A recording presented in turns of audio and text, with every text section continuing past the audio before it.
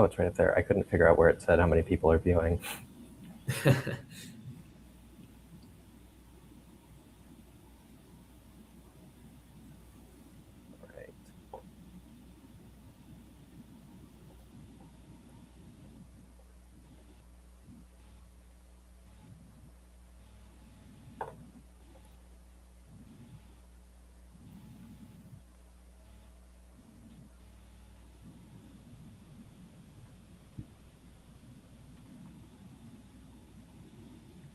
Just doing one last check on everything.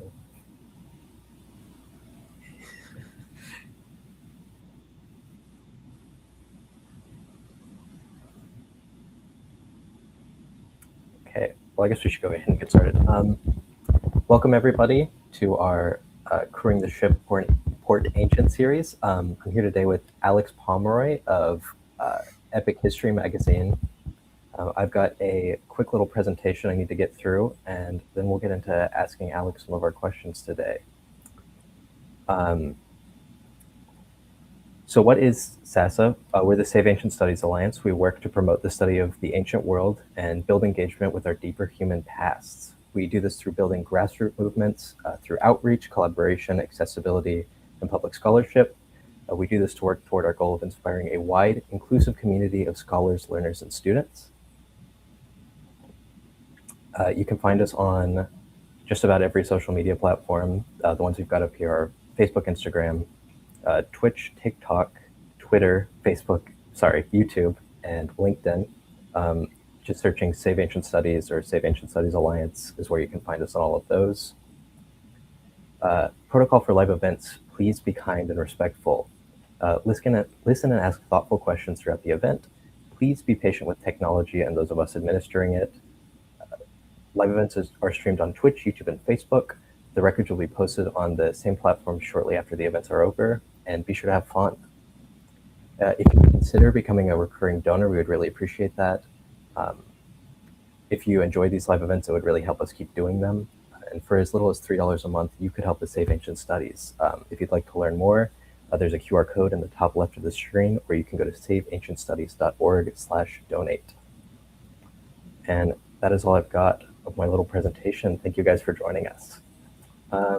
So Alex, do you mind telling us a little bit about where you're from and what EPIC is? Yeah, no worries. Thank you for having me. So yes, I'm Alex Pomeroy. I'm the coordinating editor for EPOCH History Magazine.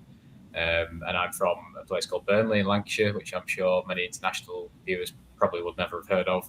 But I'm based at Lancaster University as a history student, PhD student in history. In my third year, just going into my third year, and I look at the commemoration and memorialisation of Ireland's Second World War. But so to go to EPOCH, it was founded back in 2020 as a PGR-led history magazine that publishes quarterly issues online in March, June, September, and December. And it was a product of the COVID-19 pandemic, basically, because we couldn't have our in-person conference that year. So a group of PGRs at Lancaster set up EPOCH instead. And 6 years later, here we are, 24 issues down the line. Over 300 articles have been published from institutions around the world. And we're trying to sort of bridge the gap between higher education and academia and the general public who have an interest in historical topics that may not be found on the sort of high street bookshelf. Well, that's great. Thank you. Do you want to talk a little bit about what led you to be interested in history in the first place? Yeah, I think I've always been interested, really. I can't remember a time where I've not had an interest in, I mean, for me, it's always been modern history. Slightly ironic speaking to the ancientists here, but for me, it's always been modern history because I think that I just found it so interesting looking at sort of working class lives from, 2 or 3 centuries ago in a way that you can't often recover those sorts of voices if you go further than maybe 400 years into the past. I think a lot of it, as with a lot of people, is probably down to my family and sort of family connections to the past. So I've always had an interest in military history. My granddad sort of told me about what his parents did during the Second World War and what his grandparents did during the First World War. So that was sort of a route into family studies and genealogy and that sort of thing. And my family on my grandma's side are Irish, which is where I get the interest in Irish history from. So yeah, I think it's sort of quite a typical route through my family, and then I've just always been taken to museums and that sort of thing when I was growing up. So I've always had an interest. I've always had my head in a book, misspent youth and all that sort of thing. But yeah, and that's led me to do this PhD 20 years later, however long it is. Yeah, great. And you, I know it was earlier in your academic career, but you actually published in EPOCH earlier, didn't you? Yeah, yeah, and this is why it's such a good thing for sort of MAs and people that are coming towards the end of their undergraduate degrees, as well as PhD students and early career researchers. I published in EPOCH back in, I think, the summer of 2024. So I had a gap year between my master's and starting my PhD. And I had some friends back in Lancaster who were on the editorial board at the time for EPOCH, and they said, your research is really interesting for the masters. It'd be a really nice place for you to publish and get back into the swing of writing before you start the PhD. So that's exactly what I did. And it's just a really nice thing to have on your CV as you go into either higher education, PhD study, or just anything else that might require evidence that you can present your research to a sort of general audience. It's a really nice process, and now I've got a nice little publication on my belt already, which was a wonderful feeling to start a PhD with.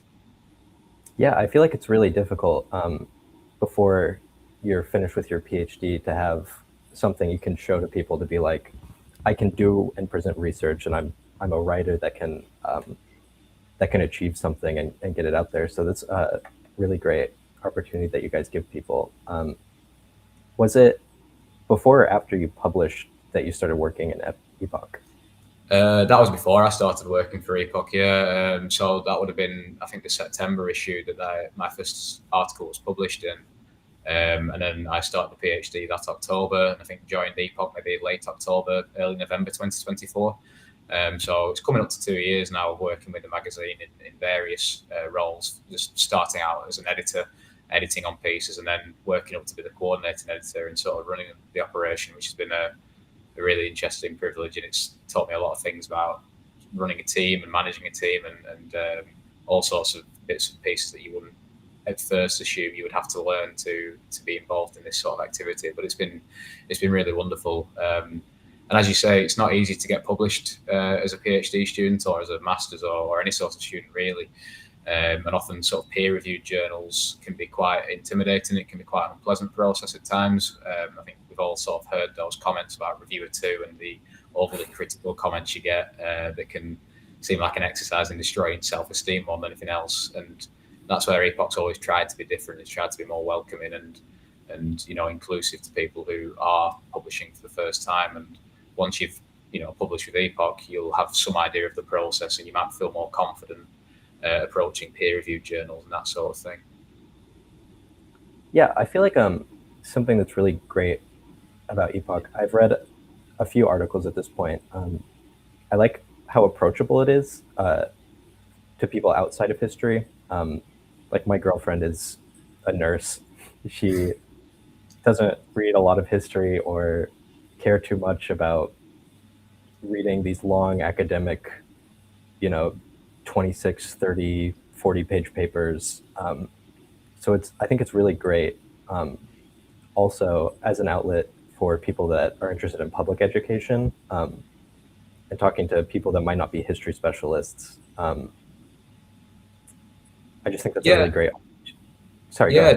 Oh yeah. Yeah, definitely. I mean, this is the thing. I think it's one skill to be able to give an academic paper to an academic conference, or to write an academic journal article for other academics or people that are interested in academic study. But it's an entirely different skill to be able to write about academic research in a way that anyone can read. I think for me that's more important because that's how you get your research out of the academy and onto the sort of the real world, as it were, where it can have a real life impact. I think from looking through SASA and Port Ancient and some of the other collaborations that you've managed to accrue over the years, I think that's where EPOCH really fits in well with what SASA does, is these sort of like normal, if you will, collaborations that present ancient research or historical research of any kind in a way that anyone can pick up and enjoy. I mean, I was looking at the Minecraft stuff. That's really fascinating. It's such a fun way to get people into ancient Egypt. and things like that. Everyone knows about Minecraft. Not everyone knows about ancient Egypt, or not everyone knows how they can learn about ancient Egypt. And it's such a nice way of doing it. And like you say, epoch articles are a similar thing. It's presenting the latest academic research in a way that you could pick up on a bookshelf and just enjoy a 15-minute read. That's the idea. Yeah, that's really great. I was actually, before I was a full-time university student, I was a non-traditional student. I went to a community college. And one thing that's really difficult when you're at somewhere like a community college sometimes is that you don't have the same access to resources. Often your instructors are way more overworked on their course schedule. So I feel like places like a lot of the people we partner with are EPOCH. It's really great for maybe less traditional history students as well to start to be able to learn to process information in a way that isn't so dense, I guess. Yeah, definitely.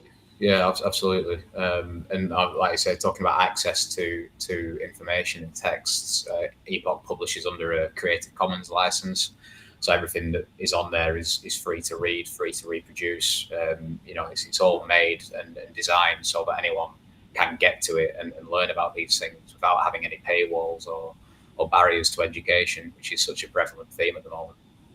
Mm-hmm. Yeah. Backtracking a little bit, you talked about some of the new things you've learned or weren't expecting maybe as being part of an editor. What are, I guess, some of the best parts that you've found about working with EPOCH? I think the nicest feeling is just the sort of sense of satisfaction you get when you take someone's first draft of an article and you, over a period of weeks or maybe months, you give them feedback, get your second draft, third draft even. And it's a sense of satisfaction in seeing them respond to feedback and really produce a high quality article. It's really quite pleasant to be able to help people in that way.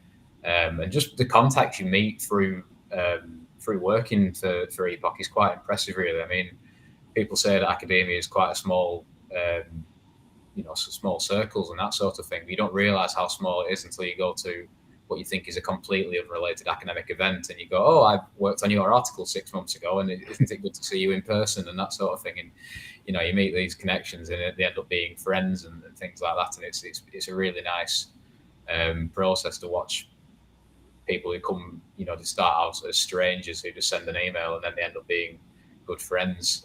So that's always really satisfying. And obviously, just seeing the completed issues every quarter is really satisfying and really pleasing, because that myself and the rest of the team at EPOCH have put a lot of work into every article and designing the website and doing the social medias and stuff. And it's nice to see it rewarded every quarter when people message us and say they've really enjoyed the latest issue and that sort of thing. So yeah, it's definitely been an incredibly rewarding experience. Yeah, that's great. Man, I had a train of thought and it ran away from me. But I remember. Sorry. I imagine I don't know if you're not necessarily in a unique position, but it is the experience a little different having been on both sides of being the editor and having published. Do you feel like you have a kind of unique outlook on what you do because you've been on both ends of the desk, I suppose? Yeah, I see what you mean. I think so, definitely. I mean, I try to be polite in my emails because I know that when I send emails off to publications or academics or whatever it might be, I dread getting an email back that is a bit stern or whatever. So I try to, even if there's sort of criticism within the feedback email, I try to present it in a friendly way, which is easier said than done at times. Yeah. I think when you've got quite a blunt accent as I do, it's easier to type things to people than it is to say it to the face sometimes. But yeah, I think having done both sides of it, you know how it feels when you get given the feedback. And when you see the email come up in your inbox, you do, your heart goes a bit and think, oh, I hope it's all right. I hope it's not too bad. So it does help me try and just mediate how I talk to people and how I phrase my comments and that sort of thing. Absolutely. Yeah, that's great. Let's see. My last few questions here are a little unrelated from the track we've been on, but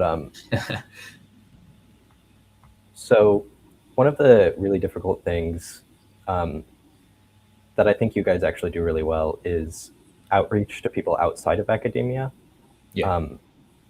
So when you're working on trying to reach audiences that might not necessarily be the most familiar with uh, the material already, what do you think is really important in that process? It's difficult. I think one of the big challenges we've come across is sort of social media engagement and sharing our articles on our social media channels to, like say, access this audience who might not be too familiar with also the material that we're sharing. I think it comes down to the way that content and media is sort of being consumed in general these days. I think that's really important, and knowing how to present things in that sort of short, snappy way that is so popular at the moment.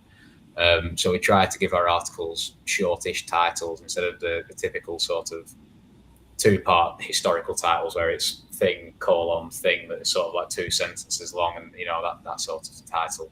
Try and keep the title short and snappy. The articles themselves are sort of 10-minute reads at most, usually, and we try and include quite interesting photographs and pictures and hooks at the start of articles to try and bring people in. And the way we do our social media posts is to try and like start the post with like an intriguing question, like how did Indian soldiers survive the First World War, and then lead on to an article about Indian soldiers' diet and uniform and that sort of thing, or whatever it might be. It's just trying to grab attention in the way that media is consumed at the minute, which isn't always easy because attention spans seem to be getting shorter and shorter, and people doom scroll without actually looking at what's on their social media.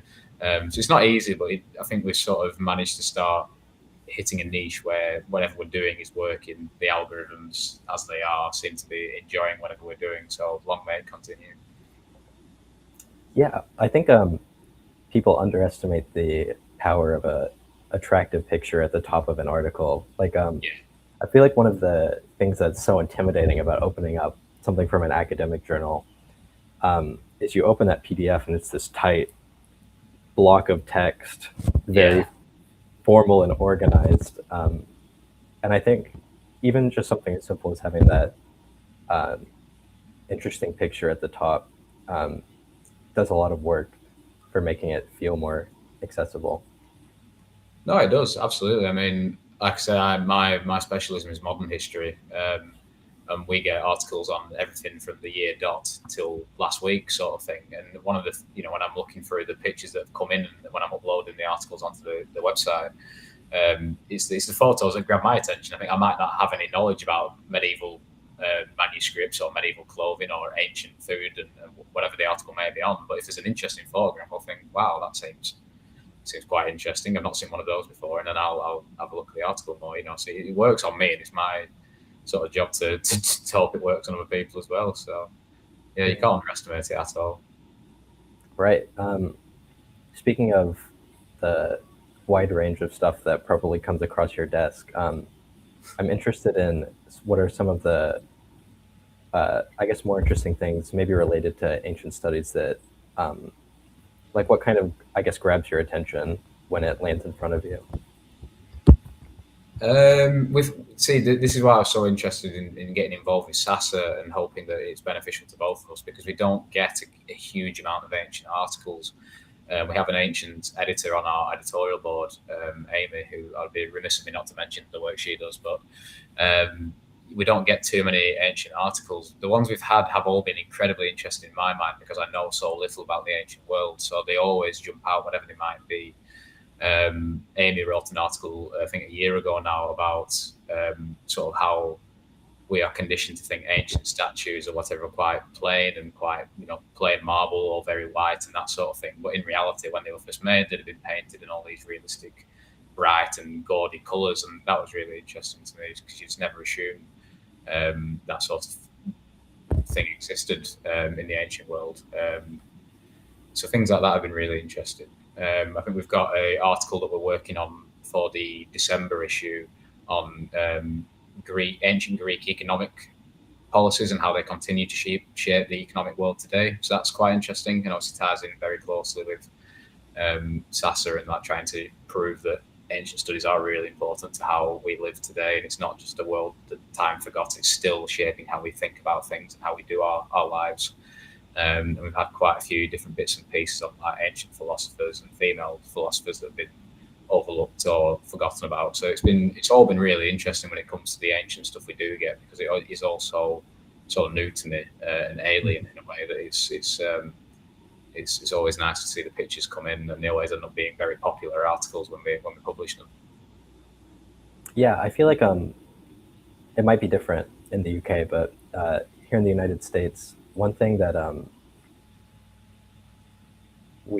talked with my world history professor about is that high school or grade school education in general here doesn't focus super heavily on anything too far outside of the US or Europe.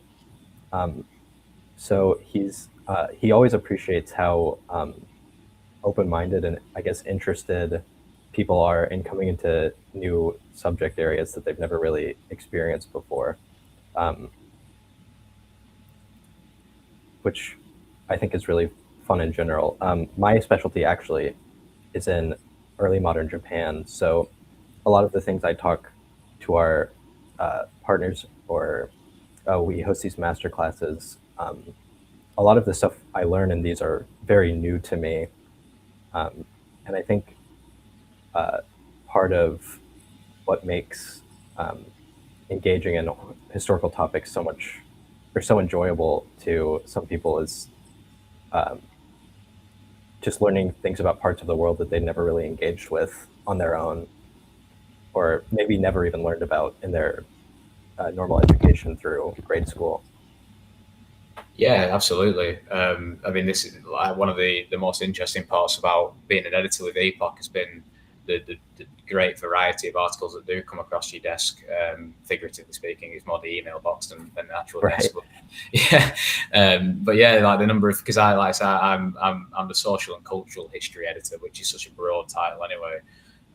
But the number of things I've looked at, it goes from sort of psychiatric treatment in Hong Kong to like the development of football in certain parts of the world, or soccer as for our American audience.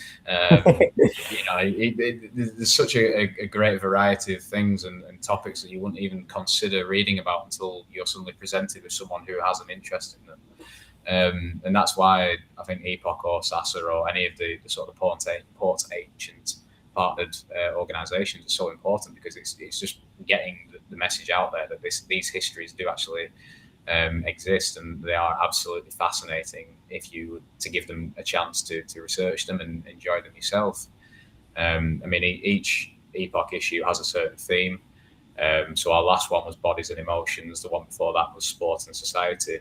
The upcoming theme for the September issue is hidden histories, and we've had such a great variety of themes and pictures come in on sort of overlooked aspects of history from the ancient world to the present. It's been all over the world as well, sort of Islamist histories, European histories, North American, South American, Southeast Asian. It's been really wonderful to see the variety that's come in from people working and researching around the world as well. So to go back to what you asked earlier, I think that's probably one of the big benefits of working for EPOCH as well, is just the variety of things that you come across and what you learn as an editor, as well as who you help to write as well. It's fascinating. Yeah, that's great. With these last few minutes we've got, I will be taking some questions from the chat. If there's anyone that would like to type a question into the chat, I will have that pulled up. So we'll give those a minute to come through. No problem.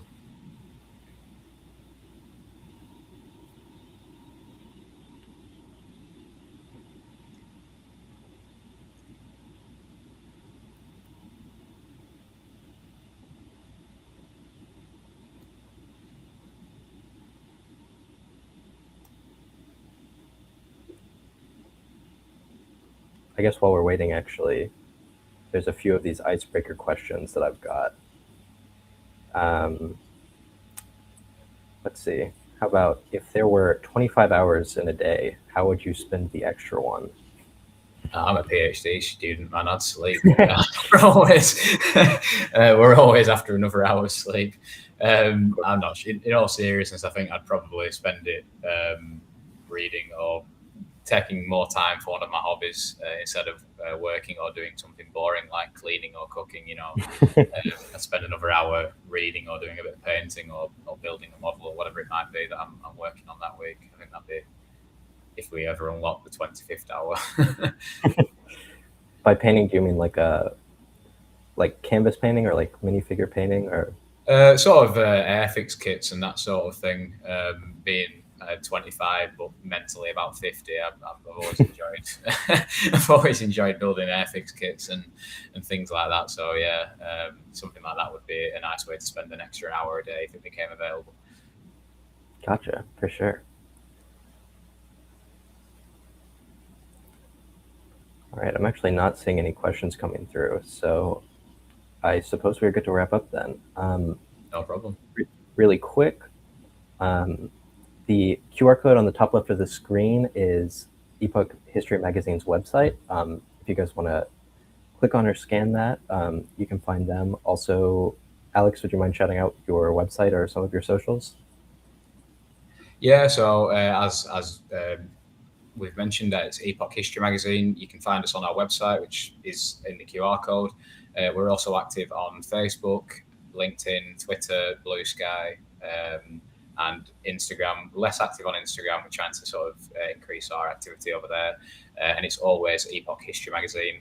Please don't confuse with the Poetry Magazine that's been operating out of New York, I believe, since the 1940s. To be fair, they got there first, but we're EPOCH History Magazine. So please give us a look. Our next issue comes out next week on September the 1st. And as I say, it'll be on our website, and we'll launch it on all of our social media, and we'll be sharing all the articles over the next few weeks and months. So please give us a look, and hopefully you'll enjoy what you find. Great. Well, thank you very much. For sure, guys, consider checking out those articles coming out on September 1st. And if you can, head over to saveancientstudies.org/donate. Even a small donation helps us a lot. We appreciate all of those. And we appreciate you as well, Alex, for coming on and talking a little bit about what you do. No, thank you for inviting me. It's been wonderful learning about SASA over the last few weeks and months. It's a wonderful organisation, and I can only reiterate what you've said.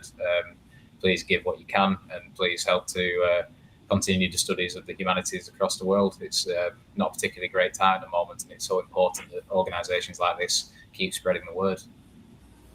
Great. Well, thank you very much. Everyone have a great rest of your day. And I believe we have some other events up on our event page if you want to check those out as well.